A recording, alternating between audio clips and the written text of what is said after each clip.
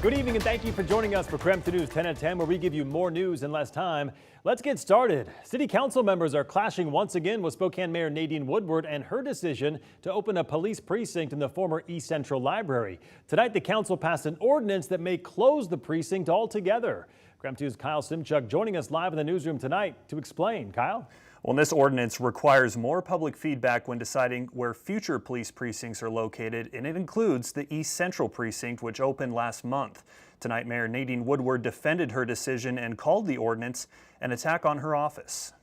This legislation is dangerous, it's retaliatory, it continues a consistent attack on the independent authority of the office of mayor. Mayor Nadine Woodward didn't mince words, speaking to council members ahead of their vote, saying her decision to open a police precinct received wide support among the community and that people had a chance to weigh in. We know the outreach process is flawed. We know thought exchange is not a perfect tool. More than 600 people responded, and the majority favored a police precinct in East Central. Thought exchange is a perfect tool unless you don't like the results. The precinct shares a parking lot with the Martin Luther King Center, and Director Frida Gandy says she supports officers being there.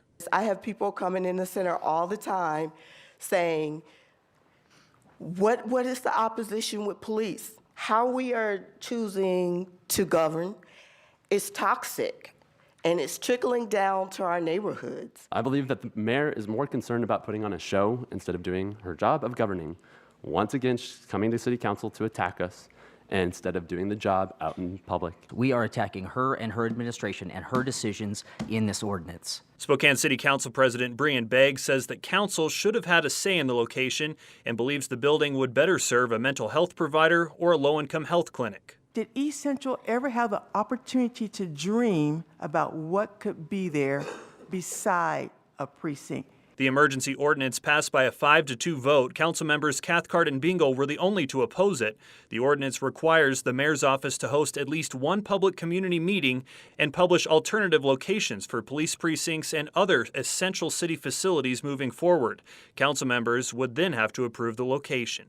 There will be a lawsuit against the city that would probably result in the police being kicked out of the library. So what happens then? They're back in a dilapidated hole without heat, without the AC. I'm certainly not going to support that. Hell no. And Mayor Woodward also pointed out the fact that council members are pushing to buy a building for a new municipal justice center likely to exceed $15 million without a competitive process or public input. It's unclear if or when officers will have to leave the East Central Library. In the newsroom, Kyle Simchuk, KREM 2 News. All right, Kyle, thank you very much. Tonight, MultiCare hosted a community-wide memorial event to honor those who lost their lives to COVID-19. And among the speakers, an ICU nurse who talked about caring for sick and dying patients when their families or friends couldn't be with them in the hospital. I held numerous patients' hands as they took their last breath and let them know that they were important and I was there with them. I let them know if you weren't there, that they were cared for. This pandemic has clouded the community with sorrow. As part of the memorial, MultiCare placed blue flags in the ground to honor the roughly 1,400 local patients who lost their lives to COVID, and they encourage people to come write messages in honor of a loved one or a friend. If you would like to add a message, those flags are located at MultiCare's Valley Hospital, Deaconess, and at MultiCare clinics. They'll be up until Sunday. Looking ahead now, as monkeypox cases continue to spread across the nation and in Washington, the Spokane Regional Health District is still preparing. They are hosting several monkeypox vaccine clinics over the next few weeks. The first is tomorrow, another on Friday, and the final one on August 30th. As of earlier tonight, there were still appointments available for tomorrow. For more information on the clinics or to make an appointment, you can visit the Health District's website. And developing tonight, the Lincoln County Sheriff's Office searching for an escaped inmate from Davenport, Washington. Take a look at your screen. Deputies say this is 37-year-old Cody Magruder. He is said to be wearing orange striped pants and a brown t-shirt. He's about 6 feet 5 inches tall with brown hair and blue eyes. According to the Lincoln County Jail roster, he's behind bars for several charges, including possession of a stolen vehicle, possession of stolen property, and violating a restricting order, among other things. If you see him, do not approach. Instead, you're urged to call 911. Meanwhile, the Stevens County Sheriff's Office searching for a missing man tonight, and they're asking for your help in finding him. According to a Facebook post, Trevor Bresnahan was last seen August 10th when he told his mom he was going to visit friends in Wilbur and then in Colville. He took his dog Bear with him. That dog was found Wednesday with no sign of Bresnahan or his car. He drives a maroon Hyundai Accent with a lime green hood and bumper. If you have any information about this case, you are urged to contact the Stevens County Sheriff's Office at that number right there at the bottom of your screen. Also developing tonight, police arrested a man in connection with a deadly shooting in North Spokane. According to Spokane police, officers responded to West Shannon Avenue at around 11 o'clock last night and found one man had been shot, and the suspected shooter, identified as 68-year-old Duarte Cordero, was still on the scene. The victim was taken to the hospital where he died of his injuries. Cordero has been charged with second-degree murder. Police say that he was already a convicted felon, having been arrested in 1990 for murder. The victim's identity has not yet been released. And now to our night beat with a quick look at the day's top stories. 5 more members of the hate group pleaded not guilty to conspiracy to riot charges in a Kootenai County court this afternoon. KREM 2's investigative team has obtained court documents revealing new information about the plot to disrupt the Pride event in Coeur d'Alene. These new documents reveal there were references to using smoke at the discretion of a column coordinator and an exit strategy, quote, once a confrontational dynamic had been established. Investigators state this recovered operational plan further indicated the confrontational intentions of the group to antagonize and cause disorder. In all, 31 men from 13 different states were arrested and 2 other vehicles were also impounded. When questioning one man from Birmingham, Alabama, he told police, quote, "We go where we are needed." We also know the man identified as the leader of the Patriot Front group, Thomas Rousseau, is expected in Kootenai County Court next Monday. The first 2 jury trials are expected to start on September 19th. The crime is punishable by up to 1 year in jail, as well as a $5,000 fine and up to 2 years probation. We're still a long ways from this actually happening. And so I know people get excited, when they hear about it, and we understand that, but it's a very lengthy process for good reasons.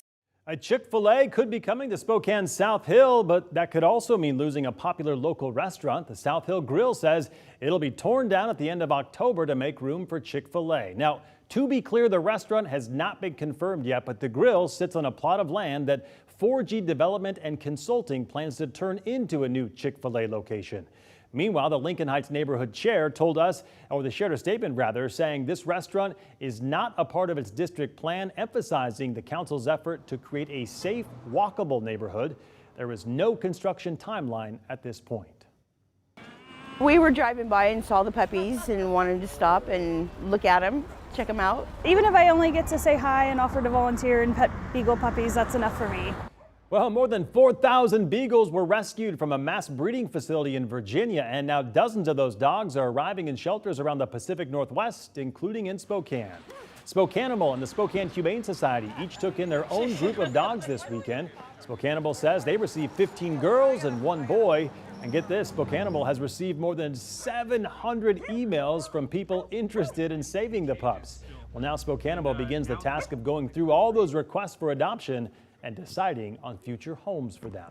And that was your Night Beat. To learn more about any of these stories, just text us the word night to 509-448-2000 and we'll send them directly to your phone. All right, let's talk weather. We got a bit of a break from the scorching hot weather today, topping out in the upper 80s. Chief Meteorologist Jeremy Lagoud joining us tonight in the Outdoor Weather Center. Jeremy, I certainly appreciated the cooler weathers today, but I'm also kind of concerned about the potential for thunderstorms. Well, it's one of those ones where so far the thunderstorms have brought with them a bit of rain. One of the storms earlier today produced almost an inch of it officially, and likely more in a few localized areas. Right now, temperatures sit on the mild side, 71 in Coeur d'Alene, 76 in 76 in Spokane. Holy cow, I forgot how to do this. Temps near 80 out in central Washington, and we don't have much moisture left. A couple of lingering showers off to the north. Those continue to dissipate overnight, and then tomorrow we are back in it. But notice most of the activity stays well off to the north tomorrow afternoon, and once those storms start up, they don't really move much before they fall apart overnight. Very similar to what we saw today. The good news is it does look like they bring a bit of moisture, so not that threat of dry thunderstorms. Temperatures tomorrow go from near 60 in the morning back up to near 90 in the afternoon, so a cool start to the day, but we're back to the hot side of things by the afternoon. All right, sounds good. Jeremy will check back in with you later in the broadcast. And that was your KREM 2 News 10 at 10, where you get more news in less time. But don't go to bed just yet. After the break, a potential mass shooting averted at the Gorge Amphitheater this weekend. We'll share what court documents explain. We're back in just 90 seconds.